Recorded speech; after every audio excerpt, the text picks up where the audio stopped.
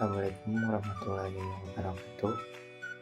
Perkenalkan, nama saya Fahmita Adiansa dengan NIM 2230111047 akan menjelaskan tentang pekerjaan bataringan. Definisi bataringan atau sering disebut juga dengan bataringan adalah material bangunan berbentuk balok yang digunakan sebagai alternatif pengganti bata merah atau batako dalam konstruksi dinding. Sesuai namanya, bata ini memiliki berat yang lebih ringan dibandingkan dengan bata konvensional, namun tetap memiliki kekuatan yang memadai. Jenis bataringan: secara umum bataringan terbagi menjadi dua jenis utama, yaitu AAC autoclave atarik konkrit, terbuat dari campuran pasir silikat, semen kapur, air, dan bahan pengembang aluminium powder. Diproses melalui tekanan tinggi dalam autoclave, semacam oven besar bertekanan tinggi. Ciri khasnya adalah permukaannya halus, presisi tinggi, berpori dan ringan. Lalu jenis yang kedua ada CLC atau cellular liquid concrete, terbuat dari campuran semen pasir, air, dan busa. Tidak melalui proses autoclave, umumnya lebih ringan dari AAC, tapi kekuatannya sedikit lebih rendah. Itu hanya menggunakan lem ya untuk ke atasnya. Bataringan yaitu ringan, massa jenisnya sekitar 600 sampai 800 kg per meter kubik, jauh lebih ringan dibandingkan bata merah. Kelihatannya simpel tapi ini sangat berbahaya. 1800 kg per meter kubik. Presisi tinggi, ukuran seragam sehingga lebih mudah dan cepat dalam pemasangan, supaya isolasi panas dan suara baik. Struktur berpori membuatnya memiliki sifat isolasi yang bagus, tahan api. Beberapa produk bataringan tinggal taruh jos bertahan terhadap api hingga beberapa jam. Tentunya ramah lingkungan. Kemarin teman-teman banyak nanya ya, kalau di awal atau paling bawah itu pasangnya langsung pakai lem atau langsung. Sejarah bataringan pertama kali dikembangkan di Swedia pada tahun 1923. Di Indonesia sendiri, bataringan mulai dikenal sejak tahun 1995 yang diproduksi oleh PT Hebel Indonesia di Karawang, Jawa Barat. Untuk kelebihan dan kekurangannya, bataringan yaitu lebih ringan sehingga memudahkan manipulasi dan pengangkutan, lebih kuat dengan kekuatan tekan yang tinggi, cepat dalam konstruksi, tahan api dan jamur, lalu tahan gempa, dapat didaur ulang, memiliki dimensi yang lebih presisi serta tingkat kerataan yang jauh lebih baik, memiliki daya tahan sekuat beton, dan mampu menjadi isolator. Lalu kekurangannya, sifatnya yang rapuh selama proses pemasangan, membutuhkan perekat khusus yaitu semen instan, membutuhkan waktu pengeringan yang lebih lama jika terkena air, rentan retak jika tidak dipasang dengan benar, membuang sisa yang banyak untuk permukaan tanggung, harga lebih tinggi jika dibandingkan dengan bata merah, lalu kurang kedap suara.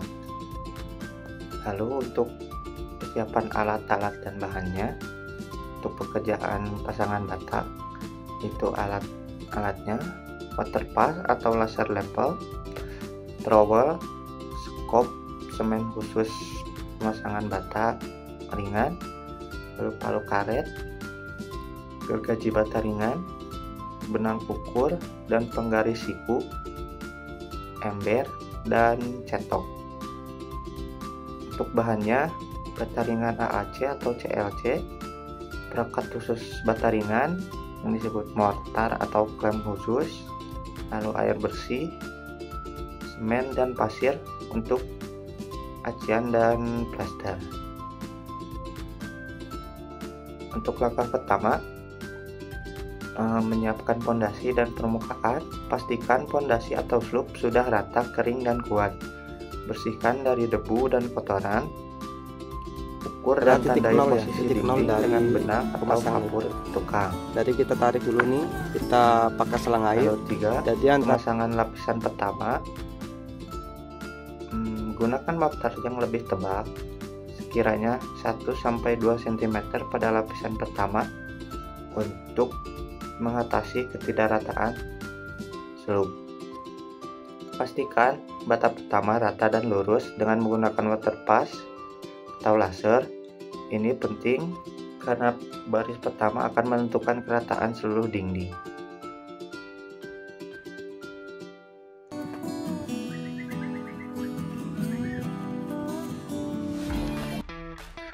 Untuk pemasangan bata ringan selanjutnya, gunakan trowel bergerigi untuk mengolesi mortar secara tipis, kiranya 3 mm pada sisi bawah dan samping bata. Tancapkan bata ringan dan tekan perlahan dengan palu karet. Cek kerataan dan kesikuan secara rutin dengan waterpass. Lanjutkan pemasangan ke atas hingga setinggi yang diinginkan. Tiap 3 atau 4 lapis, gunakan besi tulangan atau geramas horizontal bila perlu untuk penguatan struktur. Tapi jika tidak juga, tidak apa-apa. Lalu, jika ada pemotongan bata, bila perlu memotong bata untuk sudut atau ukuran tertentu, gunakan gergaji bata ringan. Potong dengan hati-hati agar hasilnya tetap rapi dan presisi. Lalu, pembersihan dan pemeriksaan. Bersihkan sisa mortar yang menempel di dinding segera mungkin. Lalu, periksa kembali kerataan dan kekokohan bata yang sudah dipasang. Lalu langkah selanjutnya adalah penyiraman dinding dan perawatan awal. Setelah dinding selesai, biarkan selama 1 atau 2 hari agar mortar mengering. Lalu siram tipis-tipis dengan air jika cuaca sangat panas untuk mencegah keretakan. Lalu setelah kering pemasangan bata, lanjut dengan plesteran. Tapi sebelum melakukan plesteran, biasanya pekerjaan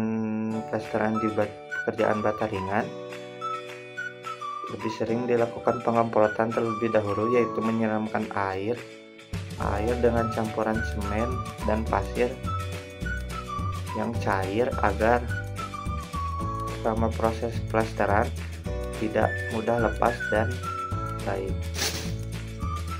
Lalu setelah pengemprotan pekerjaan plesteran, sebenarnya karena bata ringan memiliki permukaan yang halus, plesteran bisa dihilangkan atau hanya tipis saja. Biasanya plesteran di dalam bata ringan menggunakan ketebalan minimal 1 cm dengan campuran semen dan pasir halus. Gunakan plester khusus bata ringan agar lebih baik. Lalu setelah pekerjaan plesteran, lanjut ke pengacian. Setelah plester mengering, biasanya 3 hari, lakukan pengacian. Gunakan acian tipis 1-2 mm dari campuran semen dan air plus aditif atau acian instan. Aplikasikan dengan cetok dan atau roskam. Ratakan permukaan hingga halus, biarkan mengering dan lakukan finishing jika diperlukan. Mungkin sekian penjelasan dari saya. Terima kasih. Wassalamualaikum warahmatullahi wabarakatuh.